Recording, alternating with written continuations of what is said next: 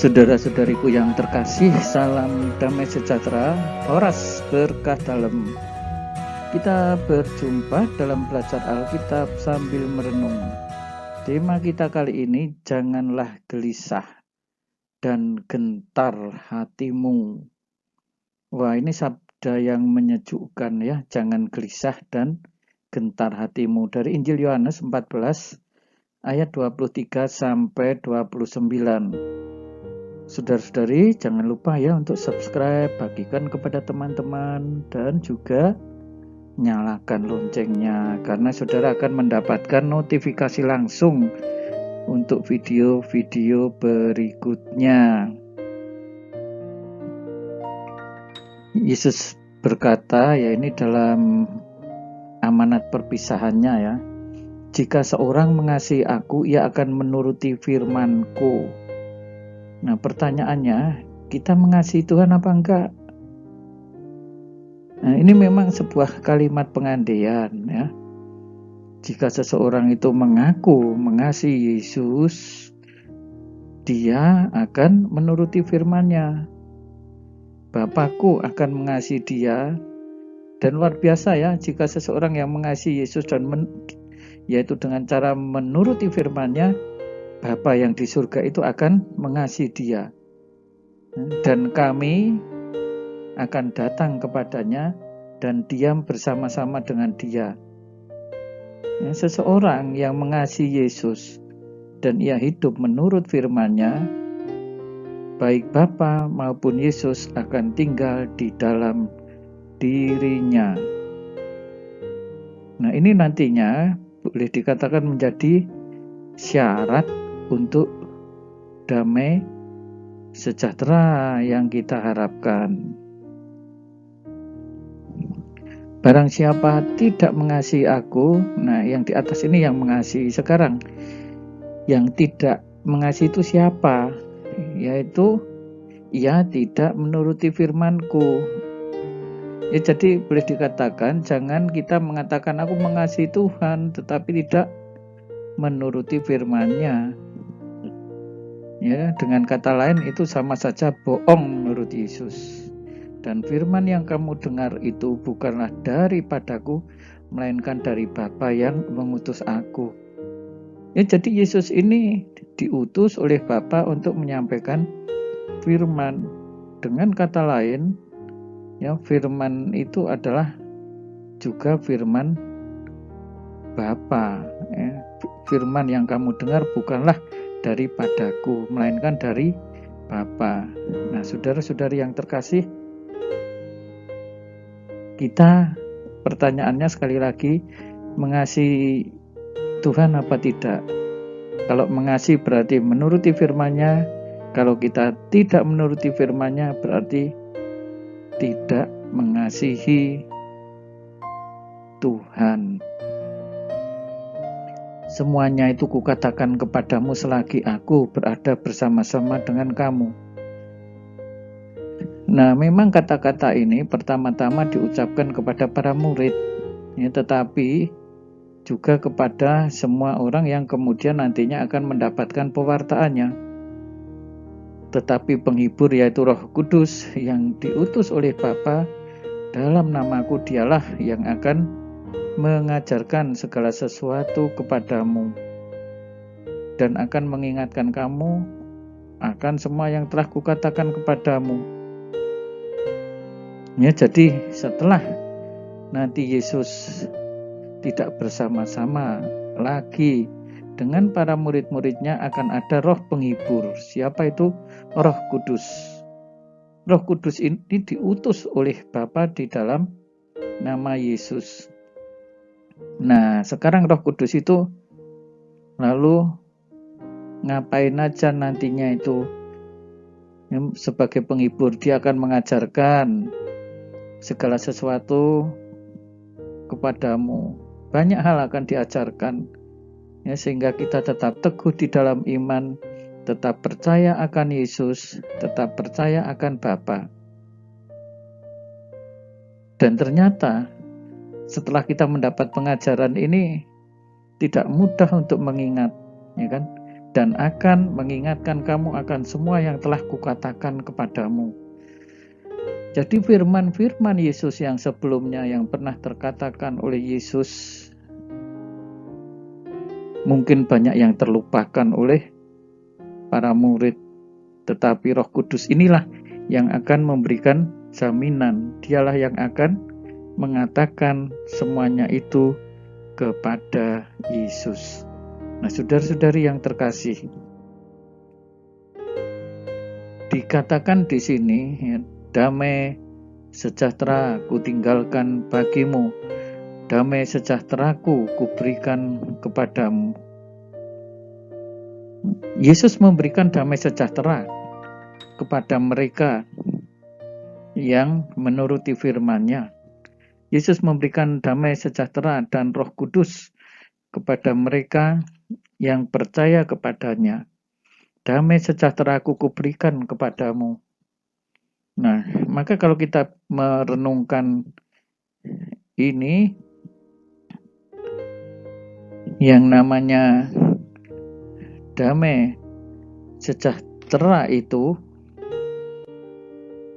ya di satu pihak boleh dikatakan merupakan anugerah, ya, karena damai sejahtera ku tinggalkan lalu ku berikan, ditinggalkan oleh Yesus dan juga diberikan oleh Yesus kepada kita.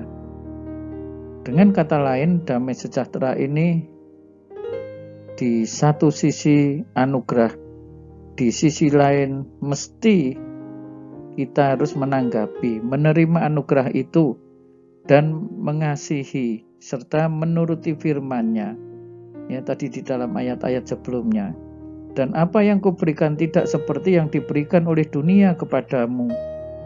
Ya, jadi damai sejahteranya ini lain, tidak hanya soal kekayaan, tidak hanya soal harta benda dan kesenangan-kesenangan duniawi. Ya, sehingga Yesus mengatakan tidak seperti yang diberikan oleh dunia kepadamu. Yang diberikan oleh dunia ini seringkali ya seolah-olah menyejahterakan, ya, tetapi ternyata belum tentu seperti ini. Nah, secara konkret mengasihi Allah berarti hidup penuh rasa syukur, ya, dan meyakini bahwa penyelenggaraan Tuhan atas hidupku hanya untuk kebaikan dan demi keselamatan kita. Meskipun di sini damai sejahtera disebut tidak seperti yang diberikan oleh dunia, Yesus memberikan jaminan yang lebih dari itu. Janganlah gelisah dan gentar hatimu. Ada banyak hal yang seringkali membuat kita gelisah berkaitan dengan damai sejahtera ini. Ada banyak hal yang seringkali membuat kita menjadi gentar dalam menghadapi kehidupan dunia ini. Meskipun Yesus sudah menjanjikan itu, ya, tetapi sekali lagi Yesus menyatakan jaminan ini. Jangan gelisah dan gentar hatimu, percayalah kepada Yesus. Nah, saudara-saudari yang terkasih, ya, kita lihat ini di gambar ini, para murid menempel terus kepada Yesus karena apa? Ya, sejak Yesus akan pergi ini banyak hal yang menggelisahkan hati mereka karena Yesus berkali-kali mengatakan tidak lama lagi dan seterusnya, tidak ada bersama-sama dengan kamu dan seterusnya, akan pergi kepada Bapa dan seterusnya, sehingga membuat para murid ini gelisah, para murid ini menjadi gentar. Tetapi percayalah bahwa Roh Kudus itu akan selalu melindungi, menaungi dan membimbing kita untuk jalan kebenaran selanjutnya. Kamu telah mendengar bahwa aku telah berkata kepadamu, aku pergi tetapi aku datang kembali kepadamu. Ya, Yesus memang akan pergi tetapi Yesus datang kembali. Sekiranya kamu mengasihi aku, kamu tentu akan bersuka cita karena aku pergi kepada Bapa-Ku, sebab Bapa lebih besar daripada aku. Nah, saudara-saudari yang terkasih di dalam Tuhan Yesus Kristus, semestinya kepergian Yesus kepada Bapa itu juga menjadi sukacita kita, tidak hanya sukacita Yesus. Karena apa? disebutkan di sini Bapa lebih besar daripada Dia. Dan sekarang juga aku mengatakannya kepadamu sebelum hal itu terjadi, supaya kamu percaya apabila hal itu terjadi. Jelas sekali di sini Yesus ingin mengajak murid-muridnya untuk jangan takut, untuk jangan cemas, sehingga ketika pada saatnya itu terjadi, oh ya, Tuhan Yesus sudah mengatakan ini, tetapi agar kita tidak takut. Ya. Takut untuk apa? Ketika murid-murid harus mengajar, ketika murid-murid harus mengalami masa-masa sulit, ketika murid-murid Yesus harus berhadapan dan bersaksi dengan orang yang mau menjatuhkannya, dengan para penguasa, dengan roh-roh yang akan menjerumuskan kepada kejahatan. Tetapi Roh Kudus akan mengajar, akan mengingatkan, sehingga kita berani tabah dan pantang menyerah. Maka tidak perlu takut, tidak perlu cemas, tidak perlu gentar. Tuhan sendiri bersabda, janganlah gelisah dan gentar hatimu. Nah, saudara-saudari yang terkasih, pengalaman roh ini menggugah kita dan menguatkan kita yang kendur, menguatkan kita yang sakit secara rohani. Natal Paskah saja ke gereja, secara rohani sakit napas, atau mereka yang Katolik yang KTP saja, untuk berani, ayo, roh berkarya di mana-mana, roh baik tidak terbatas pada ruang dan waktu. Kita percaya Tuhan Yesus hadir membawa damai sejahtera, dan damai sejahtera itu kita bagikan kepada siapapun. Salam damai sejahtera. Tuhan Yesus memberkati. Berkah dalam. Jangan lupa saudara-saudari dibantu untuk subscribe, bagikan kepada teman-teman, nyalakan loncengnya, dan silahkan saudara untuk menuliskan pengalaman saudara sebagai sharing dalam kolom komentar.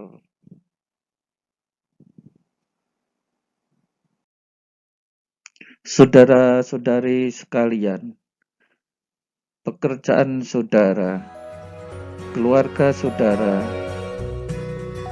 dinaungi, dibimbing, dan diberkati oleh Allah yang Maha Kuasa, Bapa dan Putera dan Roh Kudus. Amin.